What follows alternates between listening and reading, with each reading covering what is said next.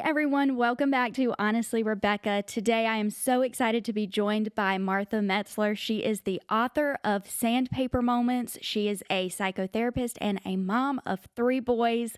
So we're so excited to have her on here today just to share some of her heart behind this book and some of her wisdom that she has learned throughout the years as a mom, through her work, and everything in between. So please join me in welcoming Martha to the podcast. Martha, we are so glad that you're here today.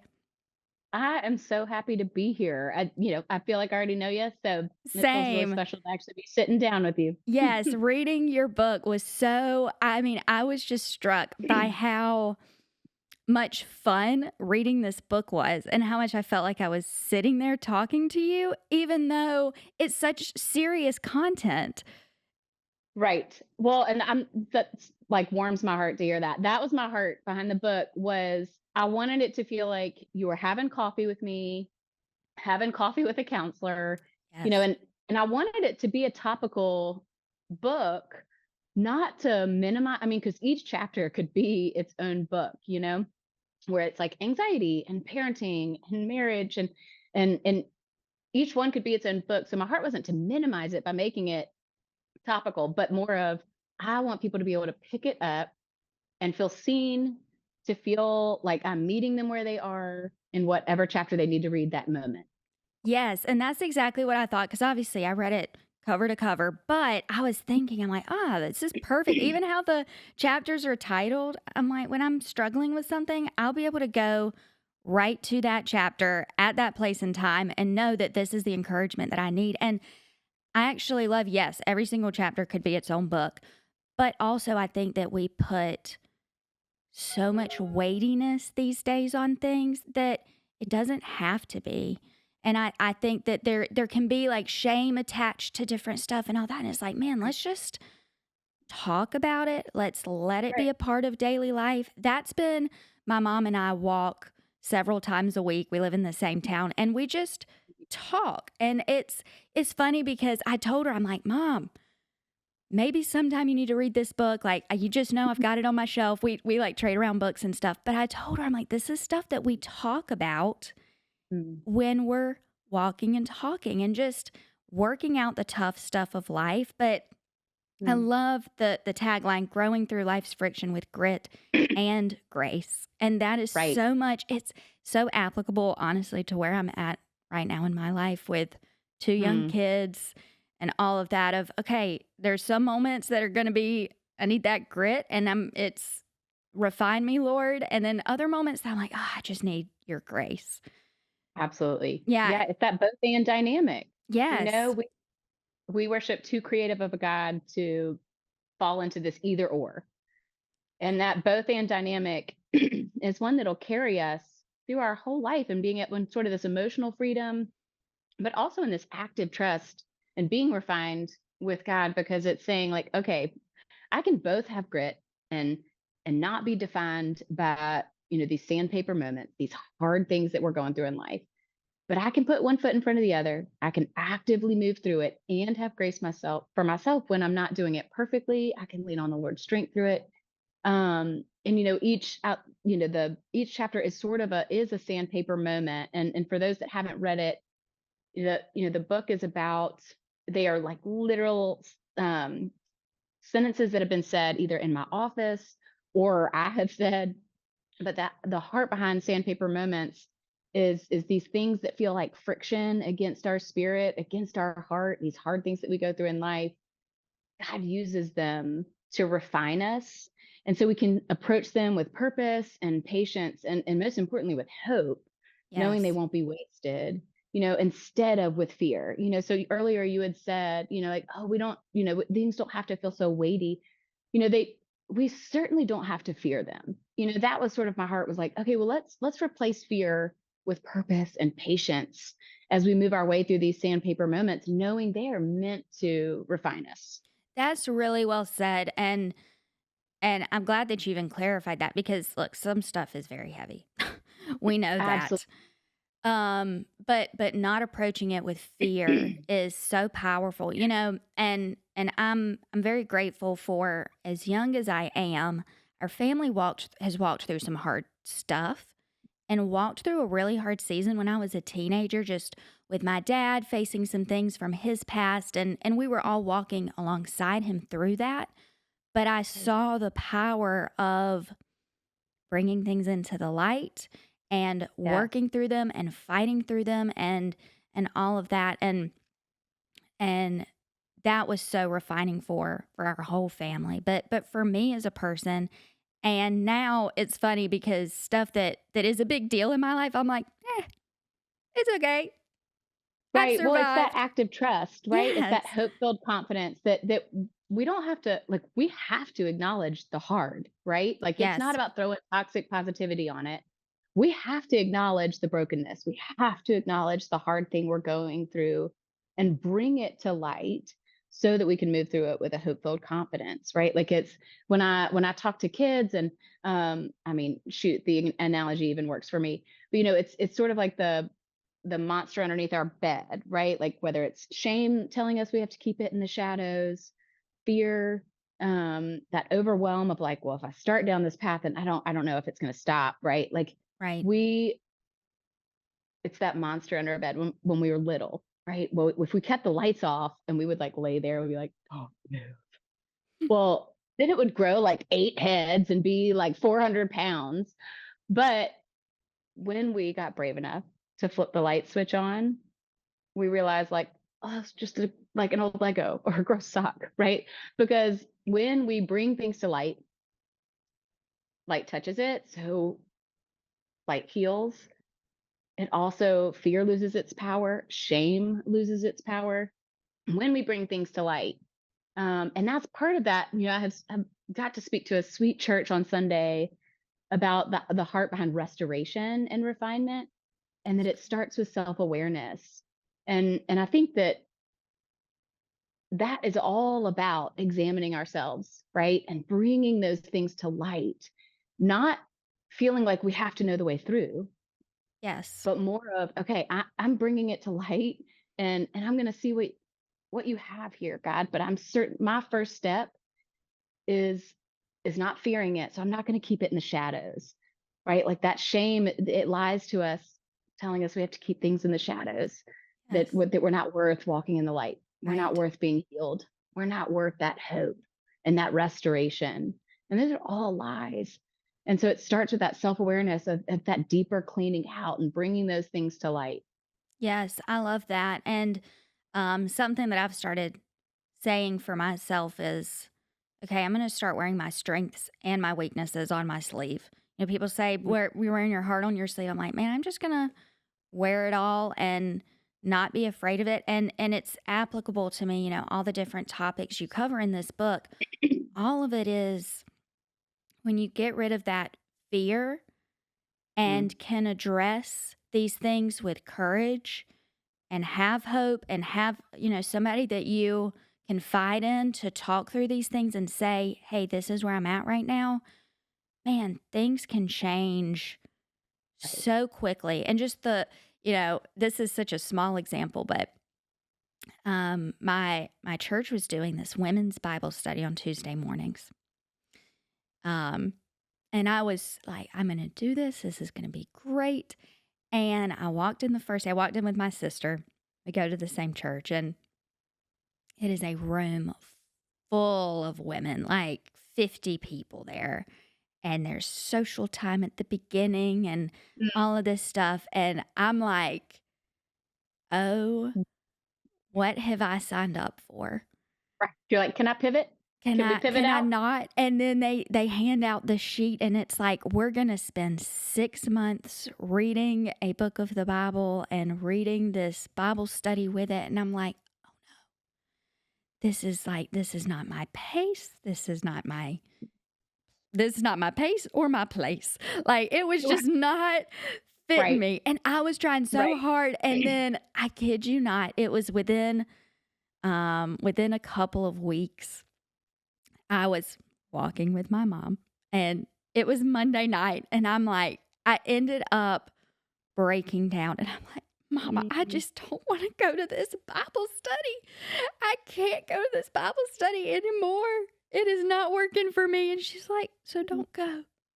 Like, that's okay. But that was the thing. I was trying to push through it and Right. think like, well, this is going to be so good for me. I need to do this thing. I felt like it was such a refining little moment for me that felt pretty big until I Mhm. finally was like, this isn't working for me.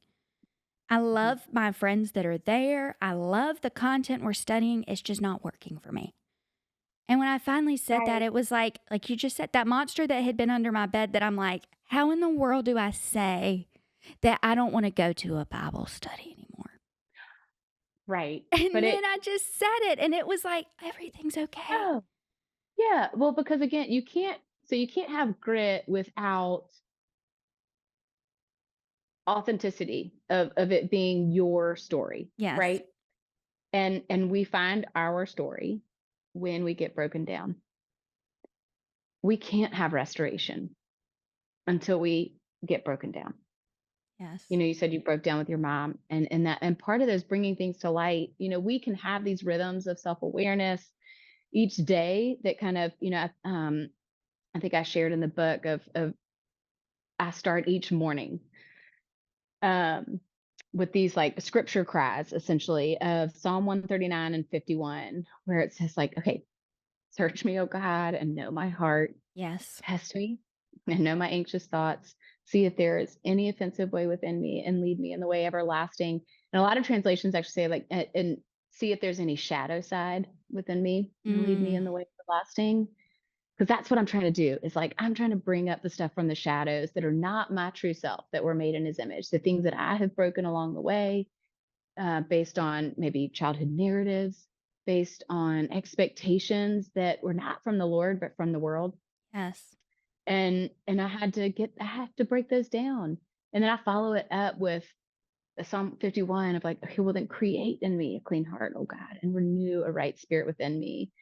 Because the great thing about refinement and restoration is, yes, it starts with the self-awareness, but then we've got to be broken down in order to be Absolutely. restored. And that's uncomfortable, right? Like it is not comfy.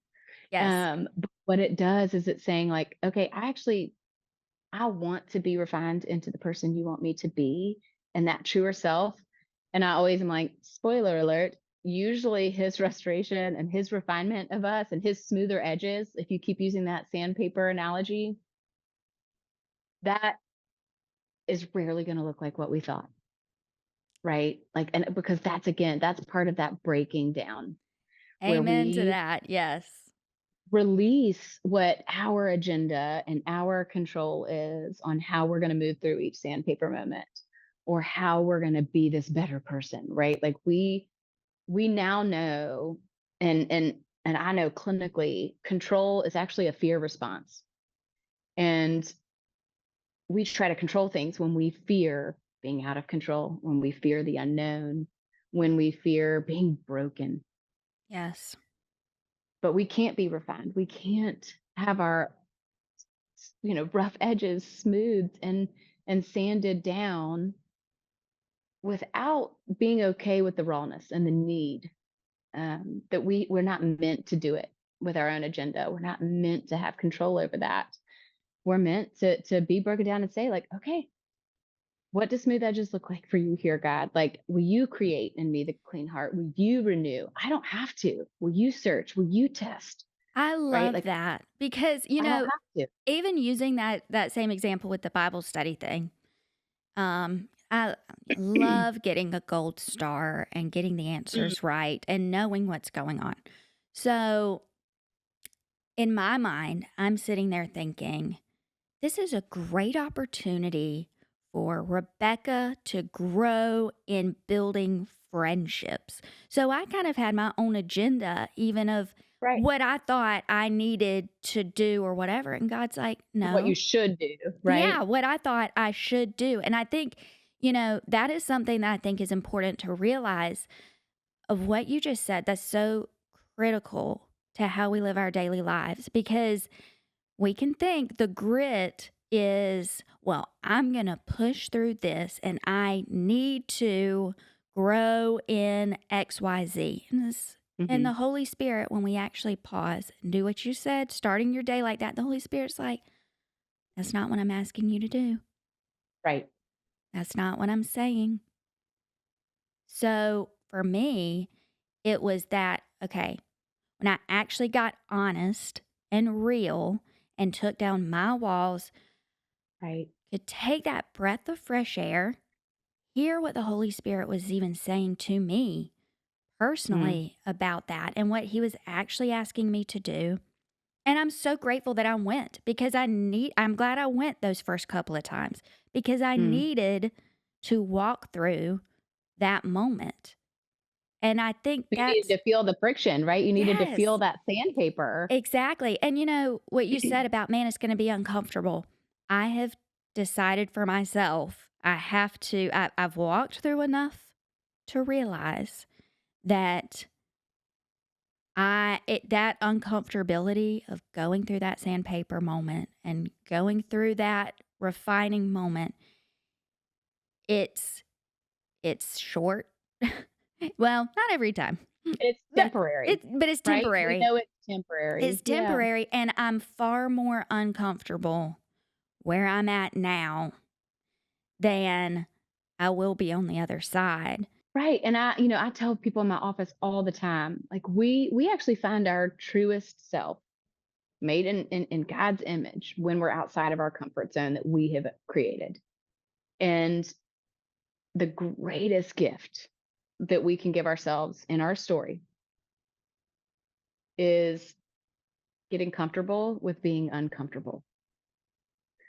Because when we're uncomfortable and then we react to that with impatience, right? Like let's imagine the sandpaper moment, right? Okay, so whatever it is you're going through and it feels like sandpaper, it feels that friction. We've all felt it, right? If we respond and when we feel that discomfort, if we respond with fear or panic with actual sandpaper, like what does it do? Or our own agenda, it rubs us raw. It rubs it raw. But if we can sit in it with some thought, prayer, and intention, and then start allowing it to sand us with purpose, with patience, then it smooths the rough edges, right? Yes. Because we if we can get comfortable with the discomfort, that's what unlocks active trust. I love That's what that. unlocks the like, oh, okay, I'm actually not supposed to blaze my way through this. Uh, um, this is part of my refining is knowing I don't have to react to this with fear or control or anger. I can sit in it and move my way through it and allow it to be refining. And Yes. the great thing is as believers is we know nothing is outside of his grace. Nothing is beyond him that he can't redeem. And so we get to kind of move through each thing with this hope-filled confidence, knowing what's on the other side of it. So we have evidence, right? That we know smoother edges come, and we know this is whatever it is we're going through is temporary, right? Like I use that image of like, okay, well let's like ride the wave, right? Like that's super helpful for a lot of my clients is they're like, I want to know what's on the other side. I'm like, you gotta kind of ride the wave sometimes. We don't always know, but you can stay afloat because you have this hope filled confidence that keeps you okay, shoulders back, heads to heaven. This won't overtake me. This won't overwhelm me. This won't overcome me. So I don't have to fear it. Yeah. And, you know, you using the example of the wave, I also think once you've ridden enough of those waves in a strange way now, when I can feel one coming, I'm kind of like, ooh, can't wait to see what's on the other side of this because I Right. know we're going to get through this. Right. Probably's not going to Yep. be comfortable or pretty, and No, rarely is. it rarely is, but and it certainly I have I've started really celebrating the discipline from Yes. God. Yes. And and knowing, okay, if I'm feeling this ugh, broken down and that sandpaper where I'm like, I know this is leading me through refining, and this will inevitably lead me to restoration. It's not going to look like how I'm expecting it to look. And so it's also able to like, I'm curious, right? I'm approaching things with, and I'm being honest with the fact that it's hard. Like that would break my heart if people felt like we were like tossing toxic positivity or just like, it's fine, everything. Right. No, no, we are guaranteed struggle and suffering on this side of Yes. heaven. Yes. We just don't have to fear it. Right. So that's another one of those both ands that I do think is a huge part of our refining and our restoration is like, okay, but this is both super hard and I'm aching. And I know this isn't bigger than my God. I Exactly. know he will use this and he desires to restore us. It's I tell the story of that this work dinner that I went to. that I can't really like describe the tension that was at this dinner table that I was at. We were at like I don't know if you ever watched that old SNL sketch where like the family was just like aggressively carving their steak and like you could hear every clink of the Oh my silverware. goodness. That's what this table was like. And I was so uncomfortable that I reacted with fear of control. And I felt like it was my mission then to just fix the whole vibe of the table. And I morphed into what I can only describe as a cruise ship comedian. I I don't like the next hour and a half, I think I blacked out and I was like floating above my body Oh of my like, what are you doing? What are you doing? I mean, I was like the wild gestures. I was using like voices that I'd never used before, telling all kinds of stories. I mean, I might as well have been tap dancing. Like That's I hilarious. people were trying to like share a tidbit about themselves or like I'd ask a question and like before they could finish the sentence, I would like launch back into my next spiel. And to the point where after dinner we got up and it was like a formal thing. So it had this like silk on the chair. Rebecca, I kid you not, I got up and I had moved so dramatically through the whole dinner. I had ripped the silk from the chair Oh my whilst sitting goodness. down, whilst sitting. And Oh like, my. my husband and I got in the car and we were like dead silent. And I was like replaying the night. I came back into my body and I was like, what did you just do? And that sweet husband was driving us home. He was like, what was that? He was like, I was like kicking your leg under the table. I was like squeezing your thigh. And like, you were in a different place.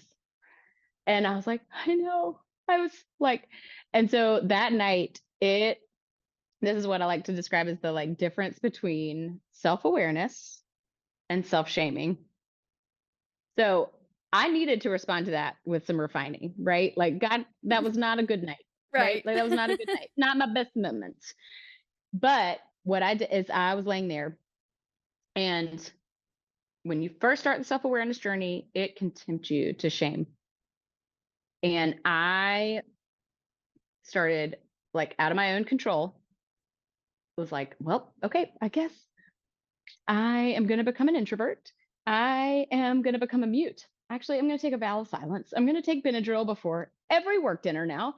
I am actually, let's just move to a different country. Like I can't ever go back around these people and all this like self-shaming stuff. And then again, that sweet discipline from our loving father, he was like, no, no, no, no. My restoration of you does not involve control alt deleting your entire personality. I made you, so I don't make mistakes. I love that I made in you to be able to tell stories and make people laugh. I also made you to be curious about other people. And out of your fear of discomfort, of people not having a good time or people not being happy around you, you morphed that into control. Mm. And I'm not trying to get rid of your personality. I'm trying to get rid of the control. I'm trying to get you to release and let the parts of your personality that need to flourish, that honor me, that I made, and then let go of the parts that you've twisted out of sort of what we call in the psychology world, like sort of that false sense of survival, that survival instinct, Yes. right?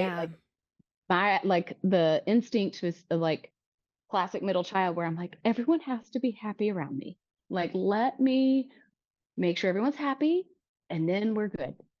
And I don't need to do that in order to survive. And in order to belong, I needed to be okay with the awkward, right? I needed to Yes. let it be awkward.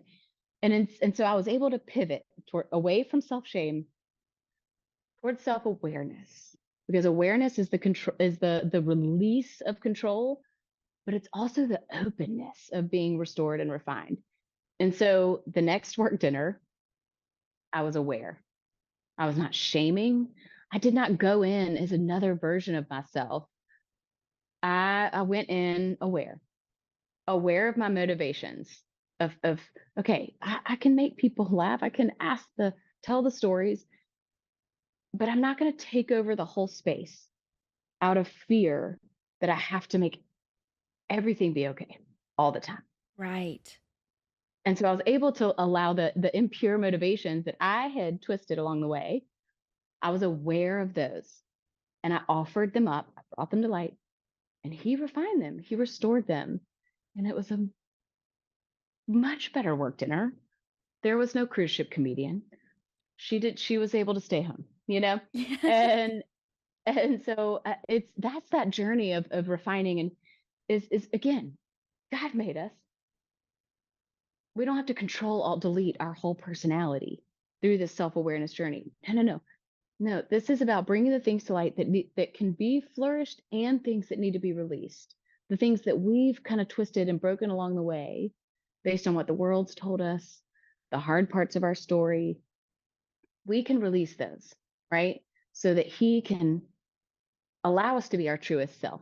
I think that oftentimes I get that question of like, well, how do you see like what needs to be refined versus what needs to be released, right? And I think that's where that stillness comes in, where when we carve out that stillness and that intentional, what I call intentional stillness, where it's going to God with a purpose of like, okay, what does it look like for you to refine me in this? What does it look like for what do I need to lay down, right? Yes. And what do I need to pursue and let flourish and be aware of? And that can only come from that stillness with God, where you quiet down so that you can hear him more clearly. So, as we're talking about fear and stuff, I think one thing that people have a lot of fear of is the unknown and walking Yeah. into new seasons. And you have an amazing three-step process for leaning into that. Can you share that with us a little bit? Yeah. So it's anytime we go through transitions, right? Like there's this fear of unknown. And, I think we know that God will intervene. We know that he knows the plan. Sometimes it helps for us to have these coping skills, right? These like tools to access. That's that grit part. That's that part of moving forward and taking one step forward is let's use some coping tools. And so um I was seeing there was a season of my life for like 8 years where I was a high school guidance counselor.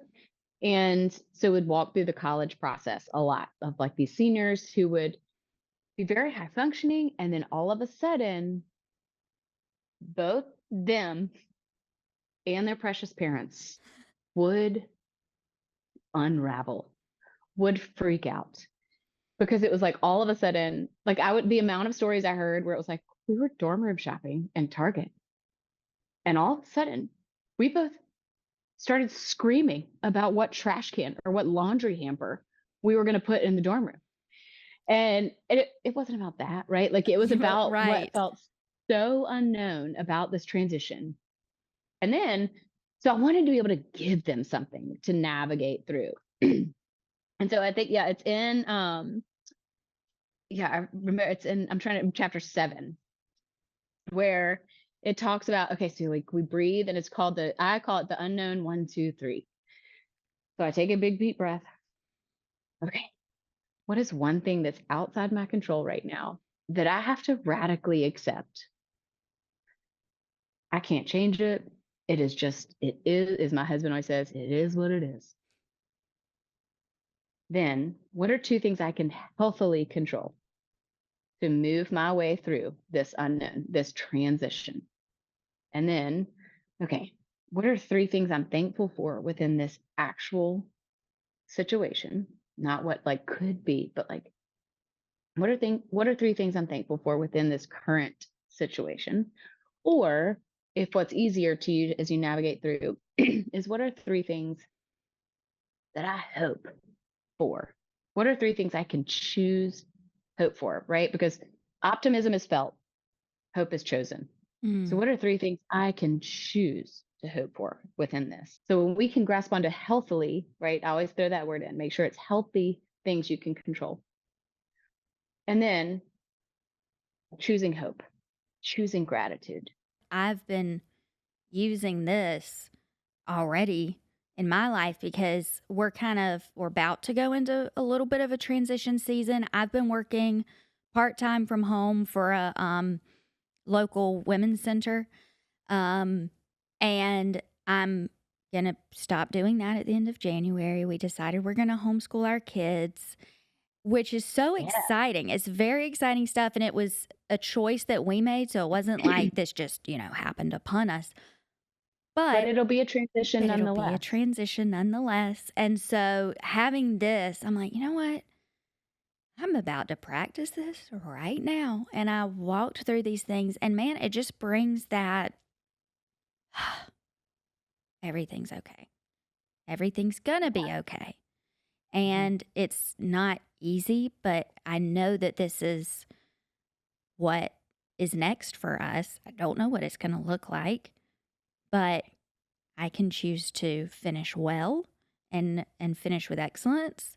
I get to choose the curriculum that my kids are going to be doing. And I'm so grateful for the time that I've had here at this ministry. I'm grateful Right. that we are in a situation that this is even an option for us. And I'm grateful to have these 2 beautiful kids that I can homeschool. And Yeah. that's just in a matter of seconds to man. Right. Well, it allows you to not get stuck in the fear, right? Yeah. Like it allows you to add, that's that responding with purpose instead of fear, right? Like we always, a phrase we say in our family a lot when we're angry or when we're scared, we're like, okay, wait, respond, don't react. That's Because there's a good. difference, Mhm. right? A Mhm. reaction is like fear based and you can get stuck there because it's like that snow globe being shaken up, right? But when you respond, you do your coping skills. You do in this book, like I have tried to like make it chock full of coping tools, especially in the anxiety chapter. I tried to like put everything I knew in there to try to help people not feel so helpless to their anxiety. Yes, I loved that. I love the diagrams and stuff that you have throughout. I'm like, "Ugh." Yes. Well, because we don't have to feel helpless. We don't have to deny that we're anxious. Anxiety is so hard, and we see how prevalent it is. We can just use tools to move our way through. So I will the my heart behind coping tools is less about like, we'll do these things and everything will be fixed. It's not that. Right. I use my oldest son he is like a survivalist scout to the core. Um, and so he always comes at me with these like survival tips. And so he ran up to me one day and he was like, "Hey, do you know what to do if you fall in quicksand?" And I was like, I don't know."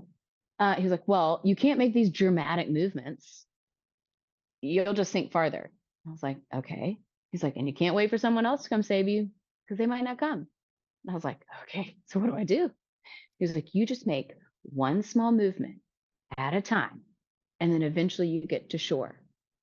And I was like, "Bud, that is the best analogy for like our anxiety or our hard situation where you could just show up with like one tool at a time and one movement at a time to move your way through, and then you get through it." And he's like, "Ugh." or it's quicksand, you know? Right. So, Sarah, like mom is a therapist problems. Right.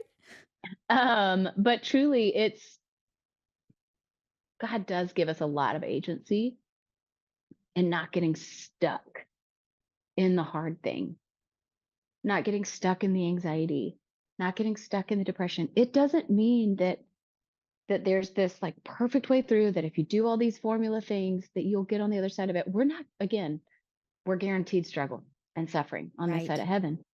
But you can move forward one step at a time.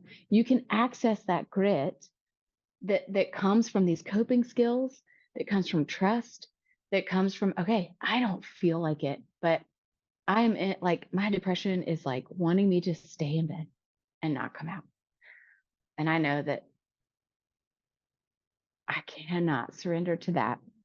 I don't feel like it. But I'm gonna go take a walk. One foot in front of the other. I'm just gonna take a walk. I don't even know how long. It might be for 2 minutes, but I'm gonna just walk. Your depression doesn't magically go away. But what you're saying is, I don't have to feel stuck in it. I can do one step in front of the other. This is hard. And I'm going to walk step by step, one small movement at a time towards health, towards wholeness, towards healing. Yes. I love that. And something that's it's inherent through the whole book, but and it is that self-awareness, that Mm, acknowledging that this is here. This is real. right. That's a very necessary step in all of Absolutely. this. And I mean that for Abs- me, yeah, I had postpartum depression with my mm, first. And, I said I like a gold star. So, of course, at my follow up, when they give you, they give you that handout. Man, they give that thing to you everywhere. I think mm. somebody gave it to me at Publix when they saw I had a newborn. They ask you, I mean, I'm just saying, they give that thing to you They're everywhere. like, just This, checking in, girl. Yeah. yeah, just making sure you're good. And I'm like, of course, I know exactly how I need to answer for you to know that I'm good. Like, it's pretty Mhm. obvious how I can get 100 on this quiz that you've just handed me. Yes.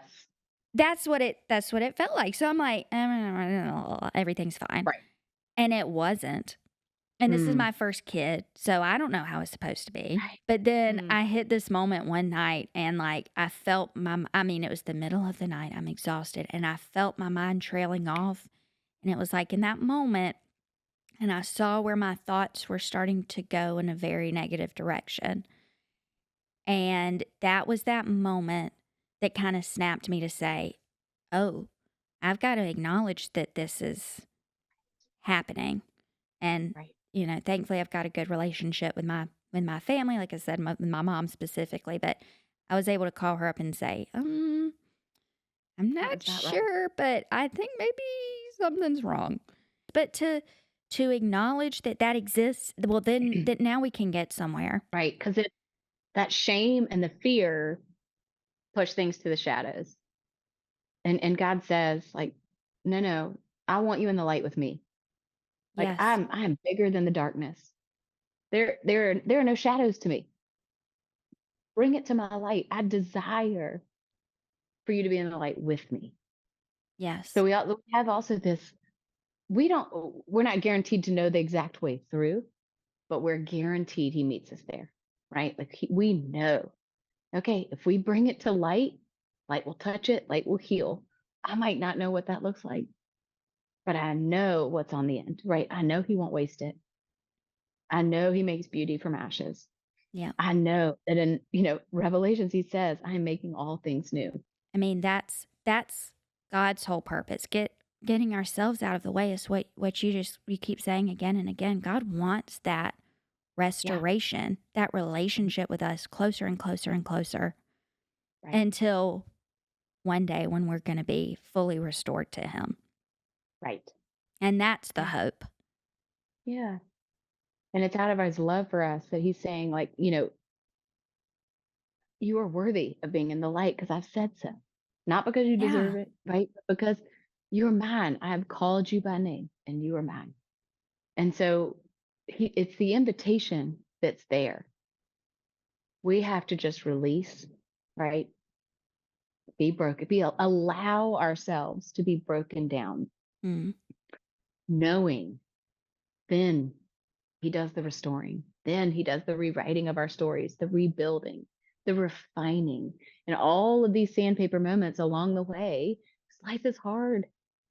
We can respond to with hope and purpose, with the coping skills, with chosen hope, with trust, with intentional stillness when we can't access anything else, with that self care of rest, right? We then say, okay, I know smoother edges are on the other side of this. So there's patience in the refining, there's trust. But what I know there's not space for anymore is fear and panic and shame. With all of that you just talked about, you briefly mentioned rest. And Mm, I think one of my favorite chapters, or at least one that's very applicable to me right now, because I feel like all of these are going to be my favorite chapter at some point in my life. right. um, but this right now, where the chapter on burnout, it specifically, I'm flipping to page Yeah, 13. 151. Yeah, yes, chapter 13 and page 151, where I mean, I probably just need to print this out and like put it on my mirror to look at every morning.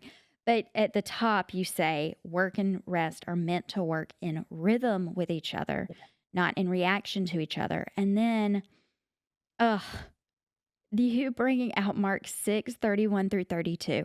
I've never seen somebody talk about this scripture. Mm, It's really just kind of the most people put it as the period on the end of the story. And mm, this that you're talking about, the apostles returned to Jesus and told him all that they had done and taught. And he said to them, "Come away by yourselves to a desolate place and rest a while." But I love that before that you had yeah, he didn't say, "But did you put away the dishes?" right. I mean, how important is this? Like, it's just critical. And man, talking about rest and work, being in rhythm and not Yeah, reaction.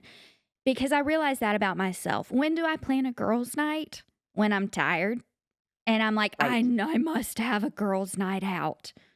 right. Okay, well, I'll take it. But to find that rhythm in the Yes, day to it's meant day, to be in rhythm. Right. yeah, yeah. And that's really that actually was my heart behind letting go of my job at Mm, the end of January is I've got to create that margin in my life to create this rhythm. And reading this was so just so encouraging and exactly what I needed to hear. I mean, in this season as a mom, but just with all the different things that I yeah. do. So that's the thing is yes, rest and work in rhythm with each other. But again, we worship a really creative God. So rest is not numbing. Rest is not self-medicating when we feel burnt out. Rest is supposed to be rejuvenating, right? It's supposed to Yeah. refill our cup because we can't pour from an empty cup. So rest can look differently for anybody. Yes, it can look like a nap.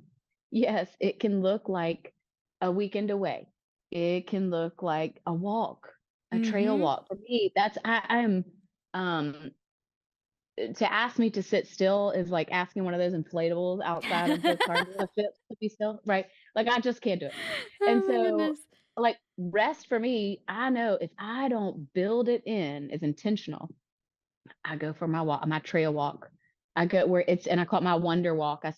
Took that from my sweet friend Tara Banks, where like I just allow myself to wonder. So yes, wonder it all like in all, but also to like allow my brain to just go where it's gonna go, right? Mm. Without an agenda.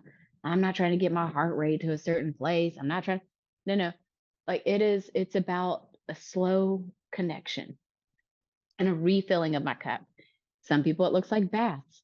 That is not my journey. I think baths are human soup. I do.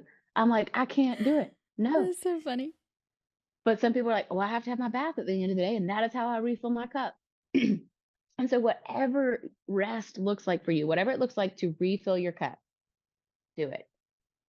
This is where I challenge people. Well, they're like, "Well, I've worked to this place of burnout, so then I scroll for hours or I'll watch Netflix for hours." And like, "How'd you feel after?" And they're like, "More tired, Mm, more numb." I did not feel less burnt out. I was like, "Yeah, because it's not replenishing. That's numbing. That's not what rest is, right? Rest is replenishing, and it's whatever this is going to do where I leave feeling like, okay, I actually like feel like I have my cup filled up again, yes. but it's not optional. Look at, I mean, the Son of God retreated to mountainsides to pray by himself and be alone with the Father. He had to get away for a while, right? He Yes. had to rest a while. And so uh, the limitless one is doing it. It cannot be optional for the ones who have the like the limitation of humanity, Yeah. right? The amount of my what I call the like rumble strips on the side of the highway, the things that like I have to say to myself to let me, I'm like, "Oh, I'm out of my lane. Hold on, I gotta like gently shepherd myself back in line." When I'm starting to feel the like hustle and hustle and hustle and the striving, say, "Wait a second,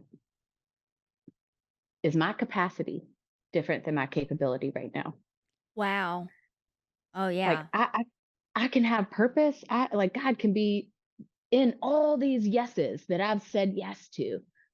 Like there's beauty in all of these things.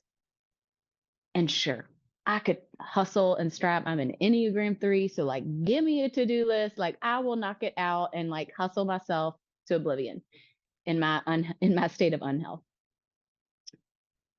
I have to ask myself, wait a second. I'm starting to feel the like temptation of burnout or the hustle. Is my capacity different than my capability right now? And I have to honor that. All right, let me rest a while.